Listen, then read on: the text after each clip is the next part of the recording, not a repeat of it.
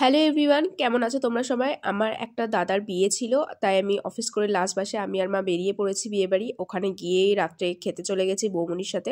যেহেতু একটা মাসিমণির ছেলের বিয়ে ছিল, তো আমি মাসিমণির বাড়ি গিয়েছিলাম। পরের দিন ডেকোরেশন দেখছিলাম বসে বসে।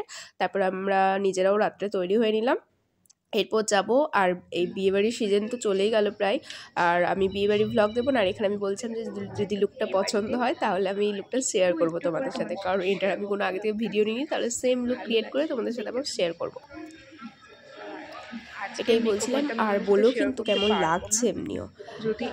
আর প্লিজ ভিডিওটা সবাই দেখো, সবাই মিলে শেয়ার করো, আর অনেক অনেক অনেক সাপোর্ট করো আর লাইক করো।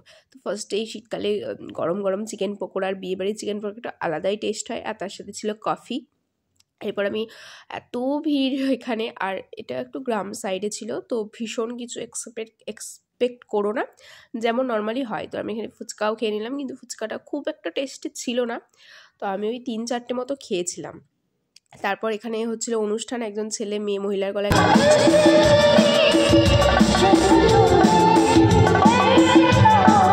আর যদি কপিরাইট আসে তাই বেশি আমি দিইনি এখানে।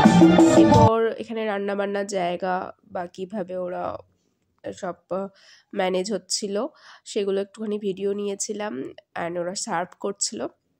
এরপর আমি এখানে দাঁড়িয়ে আছি আমার ফ্যামিলির সাথে, যে নেক্সট ব্যাচে আমরা বসবো, এরকমই হয়।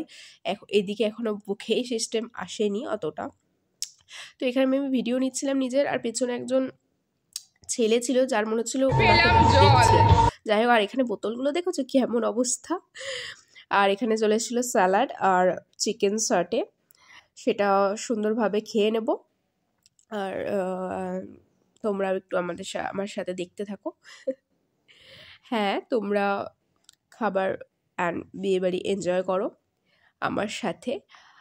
এরপর ছিল, এটা আমার খুব ভালো লেগেছিলো, রুমালি রুটি উইথ মাটন কিমা দিয়ে যে তরকাটা হয় সেটা।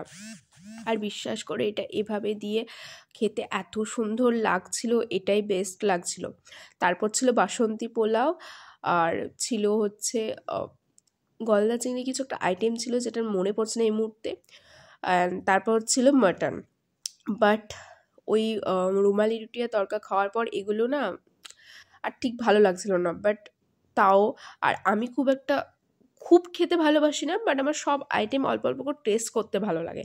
তো ওই জন্য আমার ফুড ব্লগে আমাকে অনেক খেতে দেখবে না, অল্প একটু খাবার খাই দিয়েই হাঁপিয়ে যায়। তো যাই হোক, তোমাদের জন্য ভিডিওগুলো নিয়েছি। এখানে একটু আমার মা হেল্প করছিল এখানে মাছটা ছাড়িয়ে দিতে।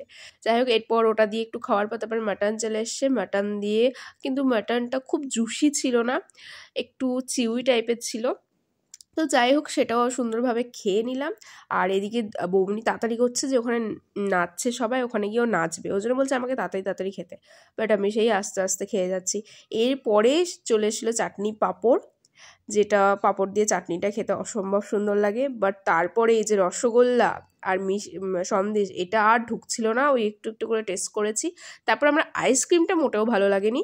আর এবার ছিল পান, আর এখানে আমি আইসক্রিমটা একটু টেস্ট করছিলাম। একটু ঠান্ডা ঠান্ডা ওয়েদার ছিল, সেই জন্য আইসক্রিমটা খুব একটা ভালো লাগছিল না। এখানে আমাকে ডাকছেন আসার জন্য, বাট আমি যাচ্ছিলাম একটু অন্য জায়গা। তো কেমন লাগে, সবাই একটু নাচ টাচ করলো। আর এখানে এই কফি মেকারটা খুব ভালো লাগলো, এটা একটুখানি ক্যাপচার করে নিয়ে চললাম বাড়ি। টাটা, ভালো থেকো।